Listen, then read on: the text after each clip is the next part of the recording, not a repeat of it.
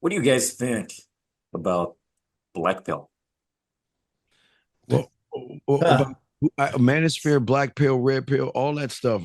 Again, it okay. So if you look at today with grown men today who used to be the age these young men are in right now, the problem is that it is a very disingenuous thing. It's something that it's sad to see that a lot of these young boys now 20 years from now are going to do things to themselves because they can't handle that they were duped and lied and manipulated.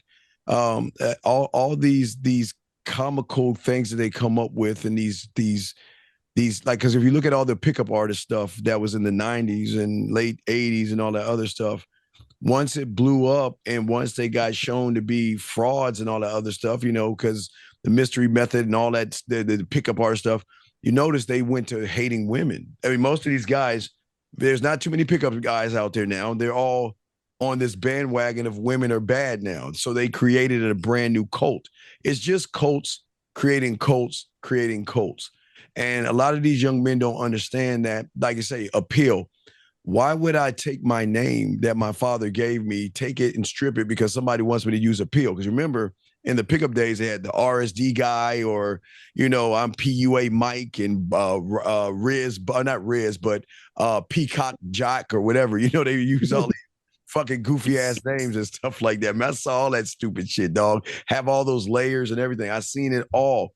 But those guys now, drugs, addiction, offing themselves because they can't handle the reality that I spent all my life following these guys wearing a boa, goggles, and black fingernail polish and all this other stuff from a guy that because if you think about Styles, I think Styles even said that all that stuff was BS. He came out a little. I don't know what year it was. Year or two ago, he said something about that. But I'm just saying that that's not manly. It's not a pill or a plate or a saucer. It's your name.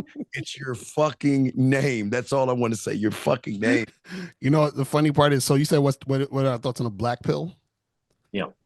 So the black pill, for those who don't know, is a group of guys, these movements on the internet where their thing is everything is about your looks. And if you don't look like a Chad or a Tyrone, which is like the best looking, quote unquote best looking guy, you got to be like super tall with a six pack and a jawline, and that's what they think, right? The problem with these guys is that they don't understand there's a difference between physical attraction and sexual attraction. So sexual attraction could happen based on physical attraction, but physical attraction does not always equate to sexual attraction. And this is what a lot of these guys don't understand. And this goes both ways. So what happens is that they think because a guy looks a certain way, that automatically means that he's going to attract this woman or that woman or that woman. A woman could say you're handsome, cute, and all that stuff and still not want to have sex with you because she doesn't find you sexually appealing. She may just can say, "Oh, I can see why other women would think you're good looking," or I can say that you're good looking, but I don't want to have sex with you. And the opposite is true. A woman could look at you and be like, he's all right, but if something about you makes her want to have sex with you because she's sexually attracted to you. For example, there are certain women who, like, I remember this chick that I knew who she hooked up with this guy, and she told me the reason why she hooked up with this guy was just because of how his arms looked, and she said that he looked like he could fuck the shit out of me. That's the reason why she had sex with him. He wasn't no pretty boy. He wasn't, you understand what I'm saying? But there was something about him that made her want to have sex with that guy. And this is what a lot of these guys don't get because they're on the internet in their mother's basements, jerking off like Lorenzo, who don't know what to actually do out here. This is the Yeah. problem. Real quick, I know Devin, I know you gotta say something. I gotta get ready to go, but I just want to say Yeah, to me too. In a Bro second. Money, just real quick. See, okay, Bro Money, I guess if you went to college, didn't you have to pay to go to college to learn courses? So you understand that the stuff we teach live on the air for free, most guys won't even do the free shit. So why would we give away the good shit to a motherfucker who won't do the free shit? So will you shut your bitch ass up? And please, I'm gonna be doing a show in a few hours. So if you want to come on and man the fuck up, why don't you bring your bitch ass over here and shut your fucking ass up? Because see, people like him, we'll call him Lorenzo, always want to pop their mouth and shit. But again, he's crying for help. You're crying for help because guess what? If you don't like what we're saying, take your bitch ass on and do something else. Fuck boy. But you ain't doing that shit. You see, that's what turns women on, guys, when you talk to motherfucking bitches that way. But anyway, I said earlier, I don't like Apple, but I don't go to the Apple store and say, I'm not going to buy your iPhones and just hang right. out there for 3 hours. Exactly. Crazy. I'm telling Nah, you, these dudes is yeah, but I got losers. A Yeah. lot of those guys who are out here whining about that, about, oh, looks this, looks that.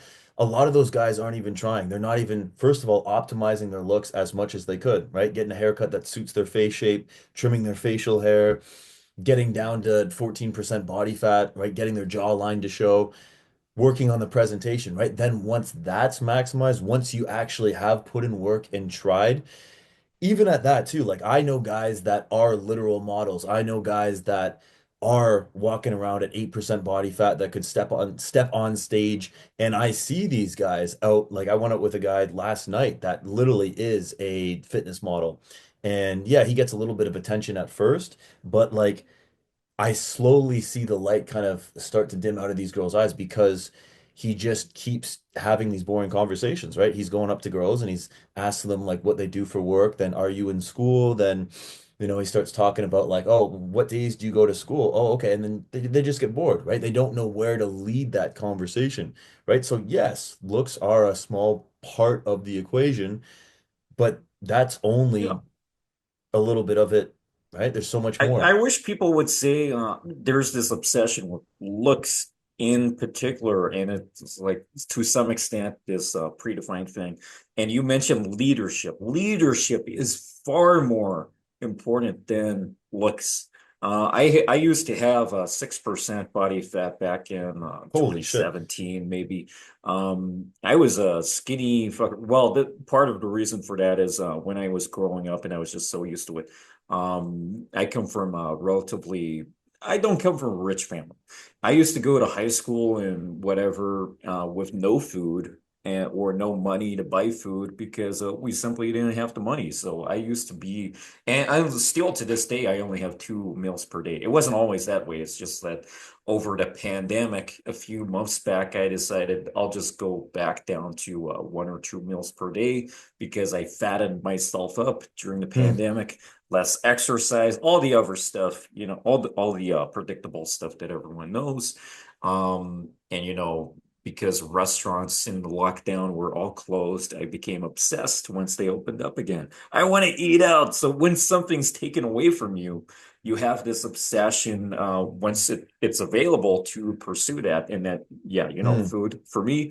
So yeah, to check myself, I had to realign myself. But leadership is such an overlooked thing. I think what I said last time, maybe from the debate or whatever, previously, that when you're a child, every human on Earth was once a baby. That's a fucking fact. When you're a child, you are not born really a leader. You have to follow, you have to be fed. When you're born, you're useless.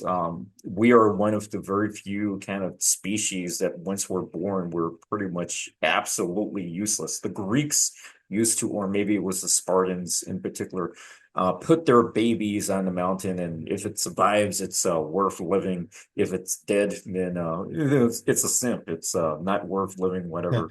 Lots of babies must have died, of course, but we are effectively useless. So our human default from when we're children, of being followers and not leaders, a lot of people as they grow up, as going through teenage phases in their 20s, even in their 30s and 40s, there are a significant number of people who never snap out of that default, never actually start leading because we're not necessarily taught that. We're taught some useless things in high school, maybe, and not everything comes down to the school system, but there's nothing that is like, here is the marker. You're 16 now, you're 18 now, whatever it may be, that now you suddenly start leading. So a lot of people lack any form of leadership, and whatever happens in their life, they associate it to it's just that way. I have no influence Hmm. over it.